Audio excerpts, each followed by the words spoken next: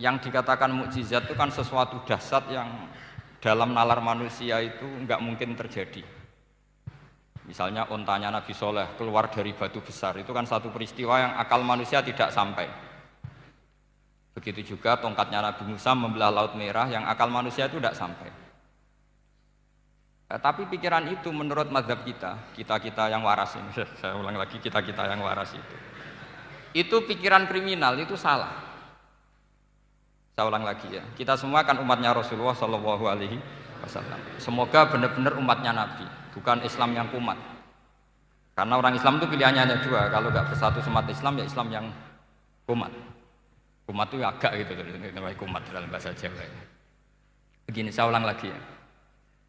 Yang dikatakan mukjizat itu amrun khariqun lil adat, sesuatu yang luar biasa, kemudian dalam tanda kutip yang manusia itu tidak mampu, sehingga itu dikatakan mukjizat. Seperti tongkatnya Nabi Musa dan untanya Nabi Nuh yang keluar dari batu besar. Kalau kalian ingin jadi wali, pikiran seperti itu udah akan jadi wali. Gagal itu di KPU, gagal. Jadi nggak usah sampai MK, di KPU sudah gagal. Kenapa demikian? Pertanyaannya begini, memangnya sesuatu yang wajar kita lihat keseharian itu dalam kemampuan manusia? Saya ulang lagi, memangnya sesuatu yang biasa saja, yang normal saja itu dalam kemampuan manusia? Enggak juga kan? Manusia bisa enggak bikin unta? Yang wajar saja, yang lewat indukan, bisa enggak? Enggak kan? Manusia bisa bikin laut enggak? Enggak kan? Jadi kalau mukjizat itu dengan definisi sesuatu yang manusia tidak mampu, memangnya keseharian alam ini manusia mampu? Enggak juga kan? Nah, karena agama Islam dengan logika itu, Rasulullah Shallallahu Alaihi Wasallam menolak mukjizat yang seperti itu, ya menolak mukjizat yang seperti itu. Makanya saya bilang pikiran pertama tadi itu kriminal, karena itu ditolak oleh Rasulullah Shallallahu Alaihi Wasallam. Karena ya itu tadi, kalau itu dituruti, lama-lama kita tidak tahu kedahsyatan ciptaan Allah keseharian. Makanya ketika Rasulullah diminta laula utiya mislama utiya Musa, ya Muhammad itu punya mukjizat kayak tongkat Nabi Musa. Kasolihin Nuh, kasolihi Soleh. Apa karena koti apa? Soleh. Sebagaimana untanya Nabi Soleh. Apa jawabnya Allah? Wa ma min dabatin fil ardi wala ta'iri yatiru bi janahihi illa umamun amsalukum. Bagian dijawab inna fi khalqis samawati wal ardi wa ikhtilafil laili wan nahar sampai saat terusnya wa tasrifir riyah saat terusnya la ayatil liqaumi yaqilun. Karena logika yang terbangun begini, dan ini saya ulang lagi, ini syarat utama jadi wali. Ini masih satu poin. Nanti ACC-nya nunggu ketua-ketuanya. Tapi kamu jangan bayangkan wali itu kayak Sunan Kudus tunda. Jadi kalau kamu jadi wali itu maknanya kullu mukminin waliyullah, itu diikhyakan banyak. Setiap mukmin itu walinya Allah. Tapi maknanya gini, waliyullahi wong sing disaakeni Allah. Itu jadi enggak usah dimaknani kekasih Allah. Ya. Jadi karena dalam bahasa Arab itu waliyul yatim adalah orang yang kasihan sama anak yatim sehingga diurus segala keperluannya. Perempuan yang perawan punya bapak namanya apa? Wali. Artinya si bapak sayang sama putrinya disebut apa? Wali. Jadi nanti kalau kamu jadi wali dengan makna yang tadi kullu mukminin waliyullah. Setiap mukmin adalah orang yang dikasihani Allah, dan insya Allah semua kita masuk, paham ya? Ya enggak wali songo itu baru maknanya waliyullah sing disayang Allah. Kayaknya kita belum daftar yang ke situ, nanti itu ada urutannya. Saya ulang lagi ya. Kalau kita mengakui kudrohnya Allah nunggu mukjizat, yaitu nunggu tongkatnya Nabi Musa membelah Laut Merah, nunggu ada unta keluar dari batu, maka itu kecelakaan besar dalam tauhid, kecelakaan besar dalam kesaksian kudratullah. Kenapa? Karena alam yang kita lihat keseharian juga tidak dalam kemampuan kita.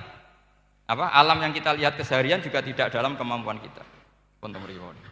Misalnya begini, kalau kamu melihat nyamuk, itu pertama Quran turun tentang nyamuk, itu orang munafik komentar, wah Tuhannya Muhammad kurangan stok, sampai contoh saja hanya seekor nyamuk.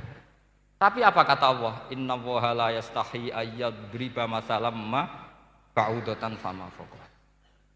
Nyamuk itu bukan sekedar kecilnya. Tidak usah kamu bikin nyamuk yang ada nyawanya, itu terlalu sulit. Sampean semua tak suruh bikin patungnya nyamuk. Gampang mana bikin patung nyamuk sama gajah? Tidak usah dikasih nyawa. Terus cari tatahnya itu dari mana, orang Jepara pun tidak akan bisa. Belum nanti bentuk alat kelaminnya, belum nanti uratnya alat kelamin, belum nanti punya jantung, jantung punya urat, jantungnya nyamuk juga punya kuman, kumannya juga punya organ tubuh, organ tubuhnya punya urat. Apa itu tidak lebih dahsyat ketimbang tontonan mukjizat yang diperagakan para nabi-nabi sebelum Rasulullah Shallallahu Alaihi Wasallam? Maka sebetulnya ketika Quran saya katakan mukjizat ila yaumil qiyamah adalah pertunjukan Allah bikin nyamuk. Innallaha la yastahi ayyadriba mathalam ma ba'ud. Itu bagi orang alim percontohan nyamuk itu lebih dahsyat ketimbang percontohan mukjizat Nabi Musa membelah laut merah. Juga lebih dahsyat ketimbang pertunjukan Nabi Soleh ketika mengeluarkan unta dari apa? Batu. Dong, jelas nih. Maka umat Rasulullah terutama ulamanya harus ngomong seperti ini terus. Dengan cerita seperti ini maka Quran jauh lebih dahsyat. Makanya mukjizatnya Quran tanpa apa batas. Jelas ya? Makanya kita harus bertobat secara masif. Mengatakan kedahsyatan adalah nunggu sesuatu yang khariqun lil adat. Bahwa yang kita lihat keseharian adalah semua di luar kemampuan kita. Lah kita ini kan keliru, yaitu tadi, wah onta keluar dari apa? Batu. Laut merah terbelah, ini dahsyat, manusia tidak akan mampu. Memangnya manusia pernah mampu bikin laut? Memangnya manusia pernah mampu bikin nyamuk? Memangnya manusia pernah mampu bikin telur ayam? Karena keseharian seakan-akan ini tidak ayatnya Allah Ta'ala. Itu kebodohan, makanya tidak mungkin jadi wali. Yang jenis seperti ini ya kan jadi wali. Sama tenang saja, nanti saya paling nggak sampai 1 jam, karena saya tidak biasa ngaji umum. Saya mau itu karena menghormati mbah saya, karena buyut saya itu orang Damaran, namanya Mbak Hafsah.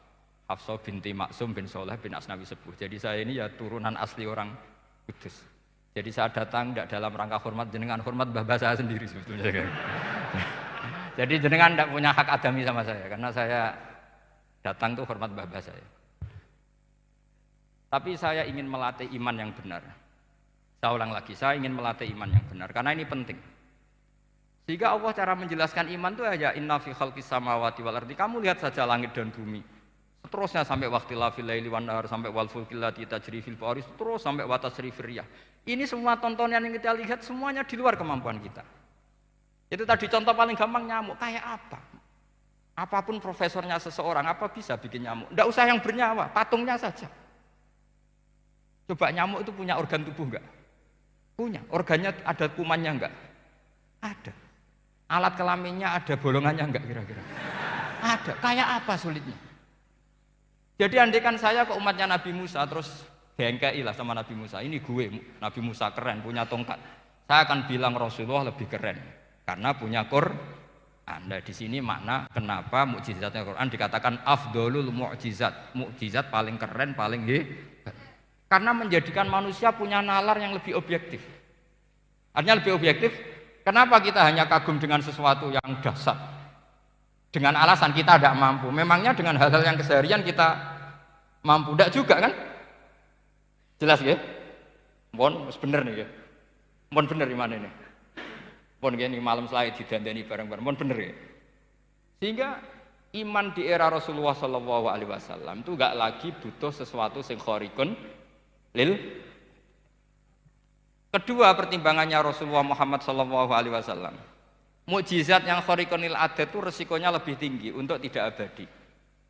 Nanti saya bacakan takbirnya. Misalnya tongkatnya Nabi Musa itu hanya disaksikan oleh orang yang di era itu pun yang kebetulan menyaksikan. Saya ulang lagi ya, resiko mukjizat mahsusah istilahnya, mukjizat yang bisa dilihat dengan indera, itu resikonya hanya dilihat orang yang di saat itu menyaksikan. Gimana? Ini prosedur, agak gaul nih. Nggak peci, buatan. Terus gimana? Oke. Saya teruskan lagi ya. Ini mau normal nih. Buatan kebanteran nih. Buatan kebanteran nih. Saya ulang lagi ya. Jadi yang dikatakan mukjizat itu seringnya kan dikasih definisi satu pertunjukan yang di luar kemampuan manusia. Sehingga tongkat Nabi Musa membelah Laut Merah disebut apa? Mukjizat. Ontanya Nabi Soleh keluar dari batu disebut apa? Terus lucunya disebut alasannya karena manusia tidak mampu. Memangnya manusia mampu bikin onta normal yang lewat indukan? Mampu enggak? Enggak. Artinya umatnya Rasulullah lebih sering melihat kekuatan Allah Subhanahu wa ta'ala kulla waqtin wa hinin, setiap saat. Karena cara berpikir sudah dibenahi Al-Qur'anul Karim. Paham ya? Maka untuk jadi wali umatnya Nabi itu lebih mungkin karena melihat kedahsyatan Allah setiap saat. Tidak usah nunggu sesuatu yang super kayak apa? Kan filakil bahri, sebagaimana laut terbelah oleh tongkatnya Nabi siapa? Musa. Terus ketiga, kalau logika mukjizat gini itu terus menerus seperti yang dialami Nabi Musa, resikonya adalah umat selalu menuntut hal yang aneh-aneh dan melupakan hal yang pokok. Itu lebih bahaya lagi. Misalnya begini contoh gampang. Kita ini hidup di bumi setelah sampean belajar ilmu falak atau astronomi atau belajar geologi. Planet yang sebesar ini apa? Semuanya itu sudah maha dahsyat. Gara-gara kita berpikir butuh kejadian yang aneh. Ya gara-gara ingin kejadian yang aneh. Mungkin lama-lama Anda ingin cari model hewan yang kepalanya itu dipantat. Baru percaya kudrahnya Allah. Lama-lama kamu jadi dukun. Seneng ular yang berkepala manusia, itu baru dahsyat. Nanti menjadi klinik. Makanya kritiknya ulama, mukjizat itu tidak perlu dituruti. Karena kalau dituruti itu bahaya bagi kelangsungan kenormalan kita. Makanya kata Abdul Hamid Khan, termasuk kitab yang saya kagumi, kata beliau begini, yang menjadikan orang kafir adalah dia nganggep kudrahnya Allah Ta'ala itu bergantung sesuatu yang dahsyat. Dia nggak sadar bahwa keseharian dalam hidupnya semuanya pertunjukan kudrahnya Allah Subhanahu wa Ta'ala. Kayak tadi, saya contohkan nyamuk tadi. Inna woha la yastahi ayyadriba masalam ma. Terusannya ba'udotan fama fokwa. Kayak apa susahnya bikin nyamuk?